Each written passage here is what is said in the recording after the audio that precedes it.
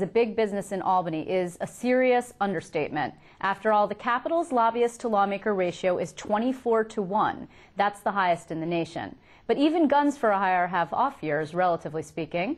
Last year, lobbyists collectively pulled in a paltry $167.8 million. That's compared to $173.9 million in 2008. That's according to a recent Public Integrity Commission report. Just 50 of the 3,499 special interest groups registered to lobby in New York account for the bulk of that spending. Healthcare interests and the teachers union once again dominated the lobbying scene, while real estate and construction interests took a recession-related hit. Here to make sense of all those numbers for us is NYPIRG's Blair Horner.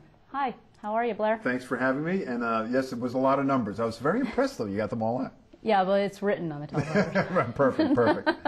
So actually, were you surprised by things in here? Well, I was surprised because this is the second time since probably the dinosaurs roamed the earth that lobbying spending actually went down in the state of New York. And it went down significantly where you noticed it. So when we drilled down into the numbers, you mentioned a little bit when you started off, the real estate industry, the banking sector, and the communications industry, those three areas are where you see the big drop-off in spending. And those are three areas that took the big hit. It's like a knife to my heart. To talk about more like advertising, I guess.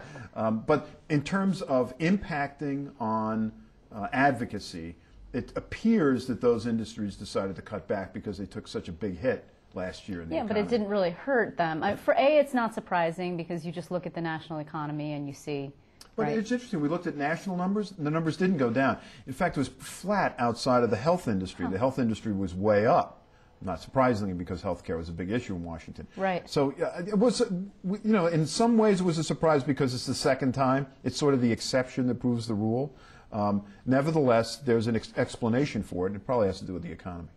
That is still a big number, though. Yes. I mean, it's not like lobbyists are going hungry in Albany. No, they probably had to just pass once on the sushi bar, actually, for the year. That's a Pedro Espada reference. For the rest of our lives, sushi will have a whole different meaning in New York. Well, right? that's true, that's true. So, but you're right. I mean, the Capitol is still awash with money. There's still thousands of lobbyists representing thousands of clients, plying their trade and seeking favors from the governor, the legislature, and agencies in trying to influence public policy. The biggest bill in terms of where the focus was what exactly? Well, it's interesting. I mean, it's always the budget, right? So what we looked at is, I mean, virtually everyone works on the budget. So when you peel that back and you look at what are the numbers of groups of lobbyists that were focused on one issue, what was the top issue? There was a bill introduced on industrial development authorities, right? Which sort of surprised me.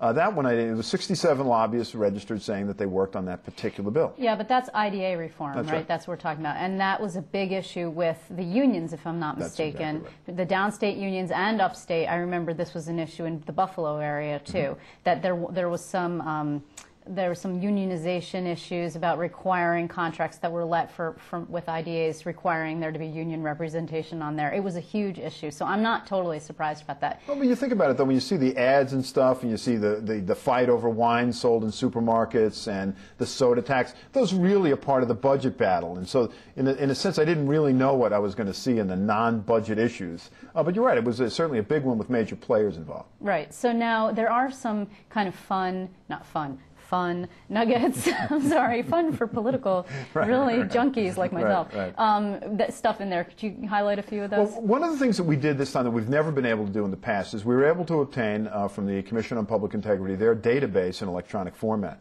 And so we're able, normally they put out this big report once a year, and that's where these big numbers come from. Right.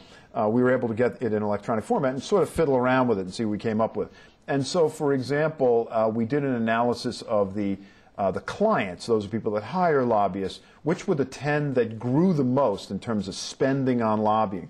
And one of them was Jamaica Hospital. Right. And so you think, well, why would Jamaica Hospital be doing that? And then we remembered they had been spending hundreds of thousands of dollars bribing, basically, former Assemblyman Tony Seminario. Right. And I guess now that he's gone, off to prison, they had to go out and do it the old-fashioned way like everyone else and hire a lobbyist. A real so one. They had a big jump in spending. Well, but this is, just for viewers who don't remember it, I mean, this was a Queens lawmaker who had been around for a very long time, and actually, it was sort of blatant. It was just amazingly blatant. He was actually bringing his quote-unquote client onto the floor of the assembly and lobbying on behalf of this individual. He had created this fake consulting firm and was just shaking these guys down. I mean, it was just so out there. Yeah, amazing. I mean, he had the misfortune of talking to a former legislator who was wearing a wire.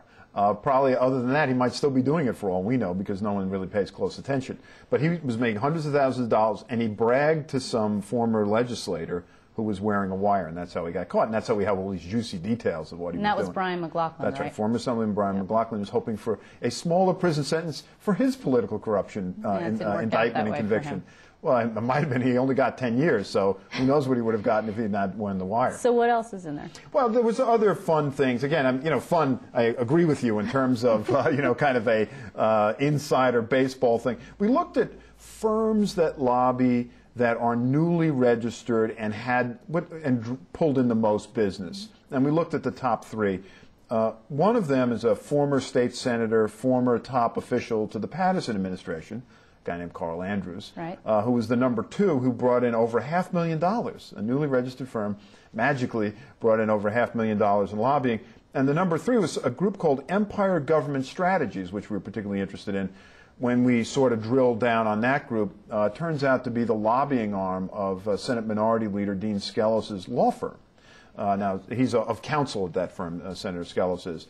And they have created some sort of supposedly independent entity that does lobbying. So it's kind of a weird thing where a state legislator is involved with a firm that does lobbying. So that was another one of the more interesting things that we tripped over looking at this data. So we sort of like have a good time. We joke about this a little bit, but it's, you have to admit, kind of enormously cynical and jaded for the two of us to do that. And people who are watching and really talking about, you're talking about a new firm, Carl Andrews' firm, created just in the last couple of years, $500,000. The guy walked out of government, walked into lobbying, and traded on his knowledge and his contacts. I mean, what could be done in Albany to end this sort of thing, or at least to curtail some of this, well, the almost pay-to-play? Revolving door issues are kind of a distinct practice all by themselves. And the legislature in 2007 actually changed some of the rules of the game on that. By and large now, you have to be out of your agency, be it the legislature or the executive branch, for 2 years before you can appear before your previous agency. In fact, that applied to me when I left the Attorney General's office. Right. I was not allowed to appear before the Attorney General's office for 2 years after I left. Now, again, I don't know all the details of Carl Andrews, but when he was working for the executive branch under those new rules, he was a state senator under the old rules, he probably can't lobby the executive branch for at least 2 years after he left. So his lobbying is probably primarily done on the legislative branch. So, but in terms of reform and the proposals that are out there, is there anything proposed right now? I mean, there was a major ethics reform bill that the legislature and the governor fought over, and the governor vetoed it, and then it never got overridden. So I'm just curious if there's anything out there that would curtail this, or we're just going to continue to see this kind of spending. I mean, the Constitution says you're allowed to petition your government, so there's not a whole heck of a lot you can do about limiting advocacy in terms of spending. But you can do things to make it clearer to the public who's behind the issue. So, for example, there was a recent U.S. Supreme Court case called Citizens United that allows any kind of corporation, for-profit, not-for-profit, whatever, to spend as much as they want on behalf of the candidate of their choice, as long as it's not coordinated with the candidate. Right. You can require that those entities disclose that spending, make it clear to the public who's watching the ads or whatever they're running, who's behind the ads. I mean, there are things you can do on the disclosure side that would allow the public to know more about it. There are other things you can do with the lobbying law. For example, one of the things that we know from looking at this is how many groups, for example, we talked about before, the industrial development authorities. We know who worked on it, but we don't know if they supported or opposed the bill. You could do more about that. Do you have your database online? Yes. Can people go and see that? And if you could just tell them where to find it? NYPIRG, nypirg.org, nypirg.org. You can go to the site. It's on the lower right-hand side under What's New. Download it and play with it yourself. It's in an Excel format. And if people know how to deal with Excel databases, go crazy. And if you find anything, make sure that you email me, right? Email Liz Benjamin at liz.benjamin@ynn.com. Very good, Blair. Very good. Blair Horner from NYPIRG. Thank you very much. I appreciate it.